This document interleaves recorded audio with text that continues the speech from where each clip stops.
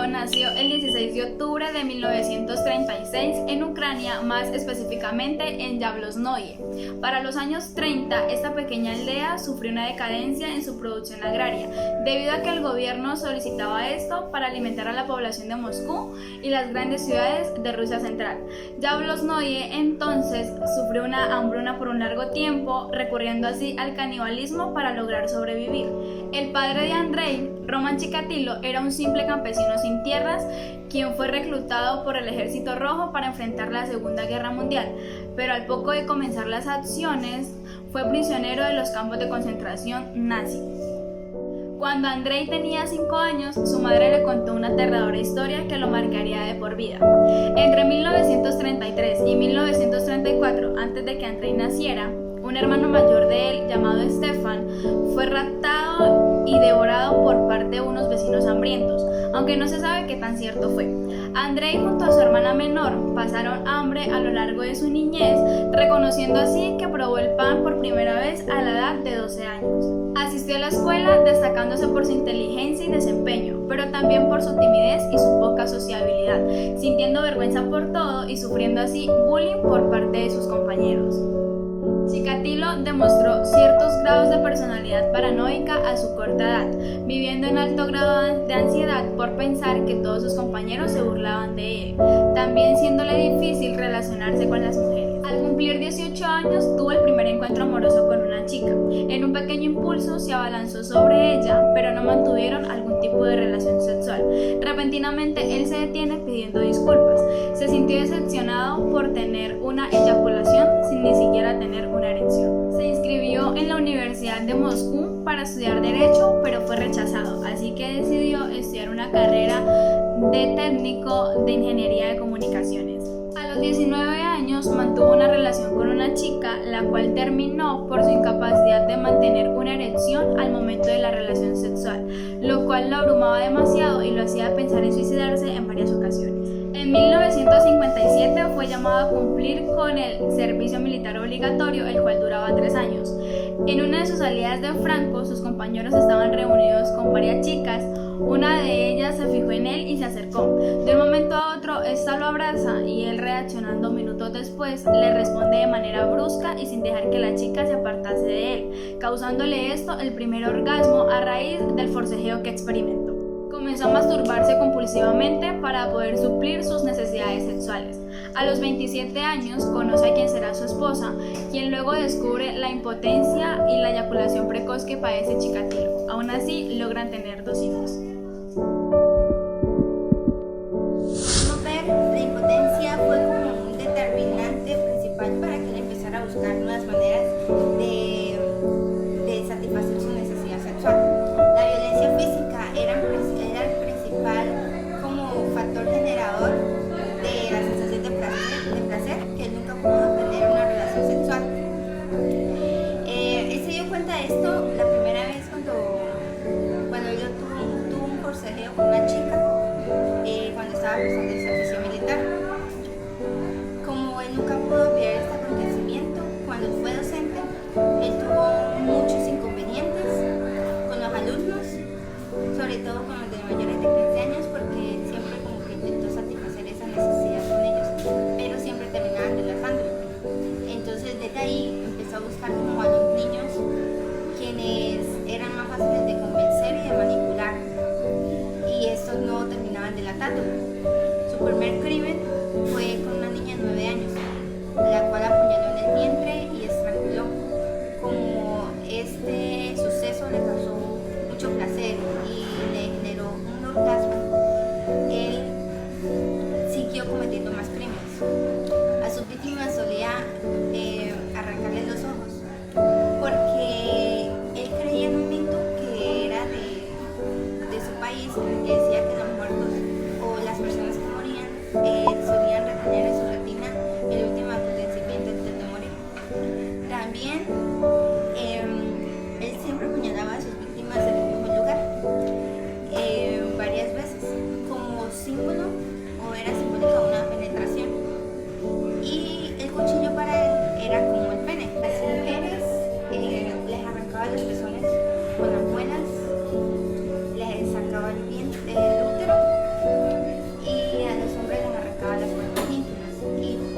de eso solía comerse, por eso se le llamaba caníbal.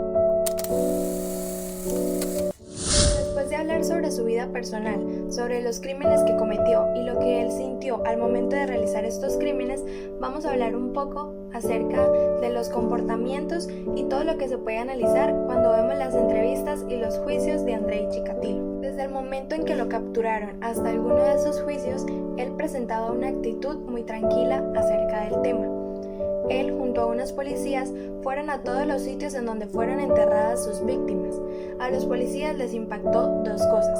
La primera de ellas fue la gran facilidad con la que él logró recordar todos los lugares en donde había sepultado a sus víctimas. La segunda cosa que le impactó fue la tranquilidad y la insensibilidad con la que él hablaba de estos delitos que había cometido, sin sentir un mínimo de remordimiento. También enseñó las técnicas que empleaba para realizar estas atrocidades, utilizando muñecos que representaban a sus víctimas. Un dato curioso sobre este juicio fue que no era como los otros juicios.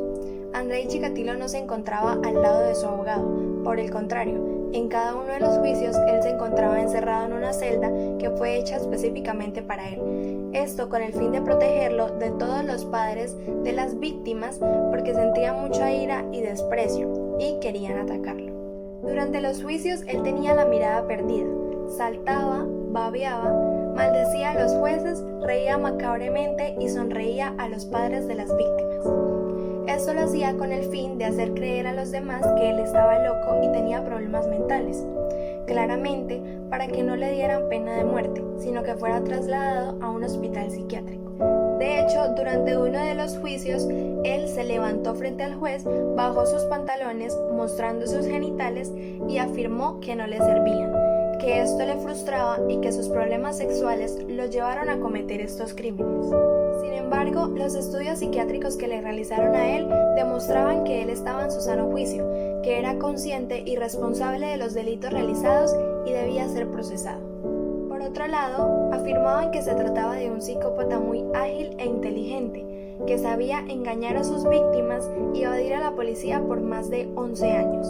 Después de comprobarse que no tenía problemas mentales y faltando poco para su condena, su tranquilidad había cambiado.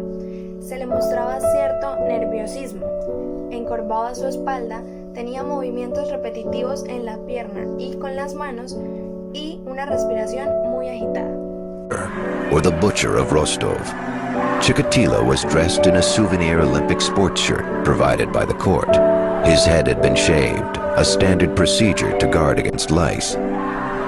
As proceedings began, the setting resembled a circus more than a murder. A continuación, haremos un análisis psicomorfológico pequeño de Andrei Chikatilo.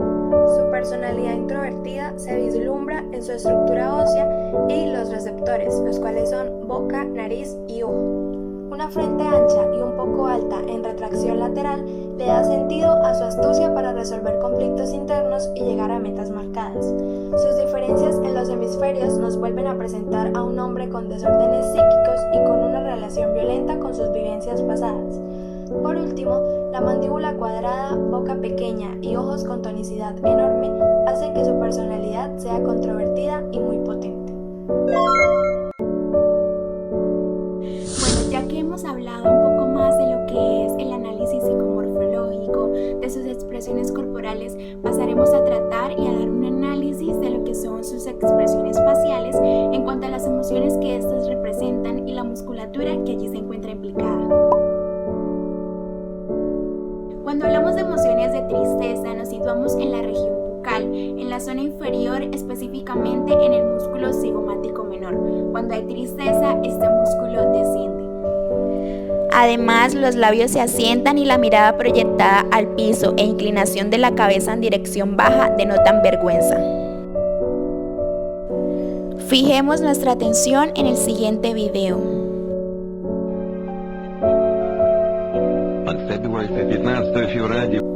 En esta escena, Chikatilo estaba asimilando el haber sido condenado a muerte y los guardias lo tenían contra la reja esposándolo. Vemos claramente su expresión de tristeza en la mirada perdida y la depresión del cigomático menor.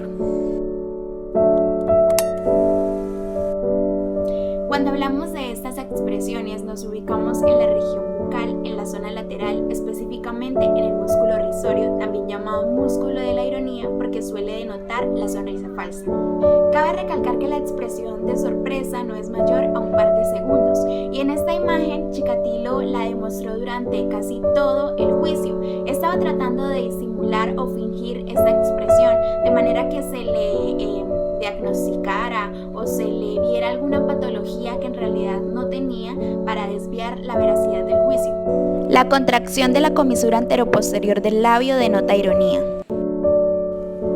Elevar una ceja bajando la otra ofrece un aspecto de interrogante. La elevación de las cejas formando un arco triangular ofrece un aspecto ingenuo y denota atención probablemente falsa.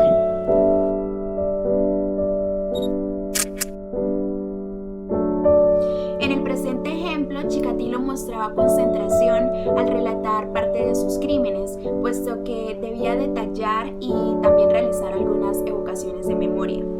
La atención y concentración se ven claramente cuando nos ubicamos en la región orbitaria, en el músculo orbicular de los ojos. Se nota cómo este músculo une los párpados superior e inferior.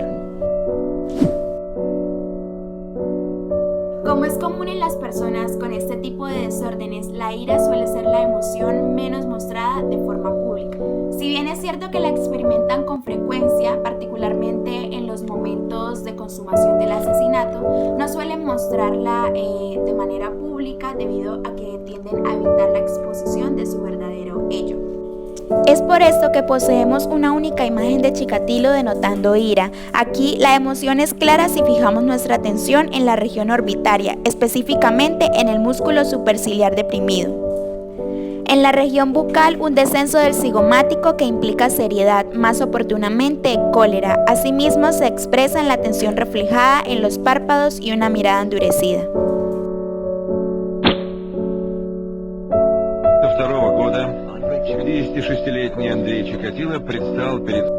La emoción básica de la alegría concurrentemente involucra el músculo de la región bucal, zona superior, el cigomático mayor.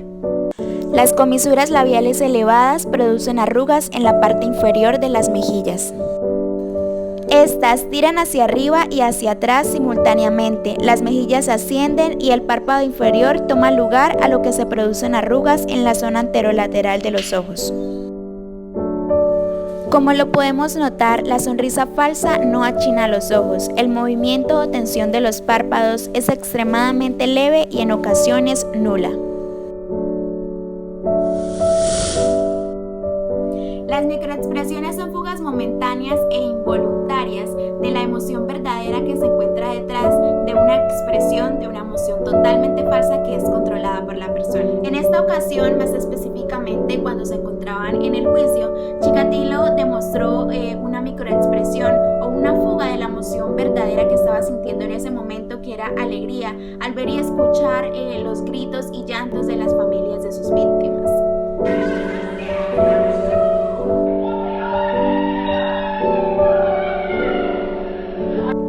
¿Notaron que la comisura de su labio derecho se elevó en un breve momento? Veámoslo de nuevo.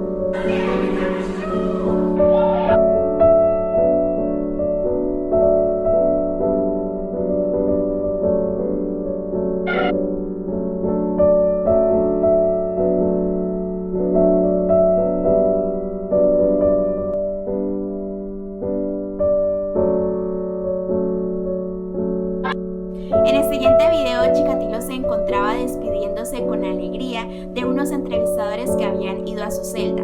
Podemos notar que tuvo una microexpresión de cólera e incluso incomodidad, que era lo que realmente estaba sintiendo en ese momento. Veámoslo.